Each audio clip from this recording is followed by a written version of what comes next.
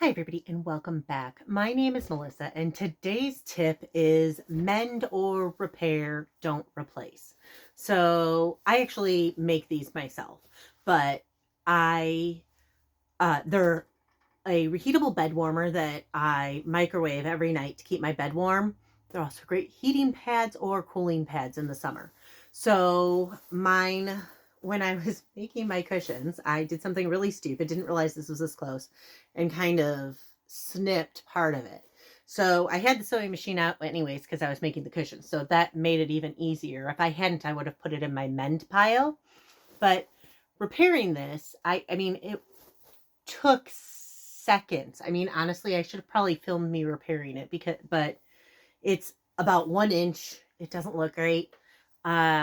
Honestly, this one's getting replaced anyways because every so often they kind of get dirty and need to be washed. So I will open it up, dump out the filling, and then wash it.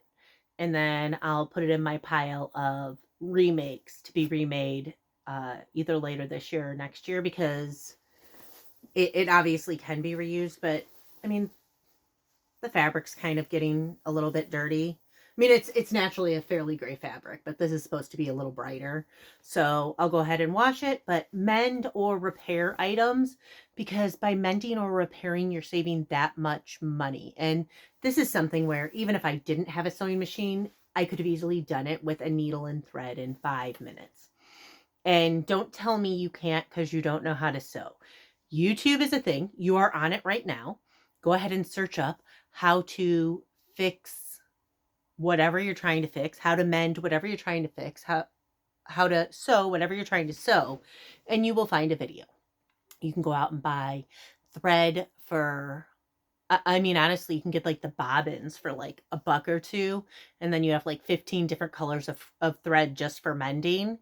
And then you can get a package of needles for $1 or $2. So for $4, you can mend everything in your house. And you're not going to convince me that you're replacing one item for $4. So by replacing or by mending this, uh in this case I just kind of saved myself some time because I have a lot going on right now.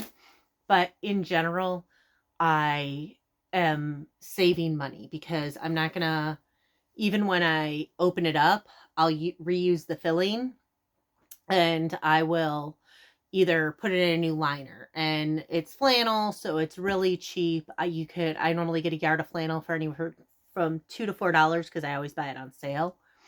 And it's just a nice thing to have. So I'll save that. I'm not having to replace the filling or anything. But learning how to mend things, it's extremely advantageous because and plus, depending on how good you get at it, you can actually charge it as a side service or a side hustle. And you can mend other people's clothes, and people will pay you a ton of money to mend their things. But being able to mend things, little things like make adjustments to your clothes or fix rips. I mean, when I was a kid, everybody I knew, every adult I knew could slap a patch on something or fix a pair of pants or something because we didn't have the spandex in our pants. So our jeans, when we slid too hard or something, they would just rip because there was no give to it. It was very stiff fabric. But every adult I knew, every single female adult I knew, and a lot of the men I knew, because I'll admit there was a lot of gender role things there, knew how to put on a patch. They didn't have the internet. They didn't have YouTube to go look it up. They just knew. I mean, and they could figure it out because they built that community and they would ask. Now we do have the advantage. We have YouTube. We have a community to learn from and to grow from and to develop skills from like has never been. And I will give you, be careful. I mean, don't put your phone in the microwave. It's not going to charge. I remember that debacle from a few years ago. I mean, use some common sense when mending and repairing. But there's a lot you can fix. There's a lot you can do yourself. There's so much I've done. I have made valances. I have reupholstered chairs. I'm currently making a new cushion for my uh, chair that I absolutely love.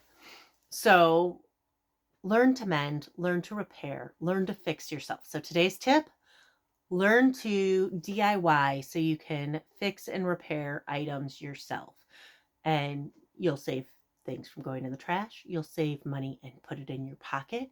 You can then also perhaps make do with something until you're able to find it on sale if it is going to need to be replaced, because sometimes you're just putting a band-aid on an item until you can replace it. And I recognize that 100%. Other times, though, you may not have to replace it at all. So learn some DIY, use YouTube, use Instructables, search for things, and figure out how you can mend things. And even if the mend or repair seems expensive and out of your price range, because some might be, look and see if you can look further and find one that is in your price range. So, for example, if I wanted to go and buy a new chair, it would be hundreds of dollars. I got the chair that I absolutely love for free, the fabric to fix it for 30, and I've only used about half of it to do the chair. So $15 for that, and I think it's going to be another 10, 20, maybe $30 for the straps. So for around 50 bucks, I got a chair that I love, and it's customized to my taste. And there's so much you can do with that, and people don't realize how much you can do and how great things can be if you just give it a try. So today's tip: mend or repair. Thank you so much for hanging out with me, and I do plan on giving you 365 tips this year for frugal living. So please, if you want more tips for frugal living, hit like and subscribe, and I'll see y'all tomorrow.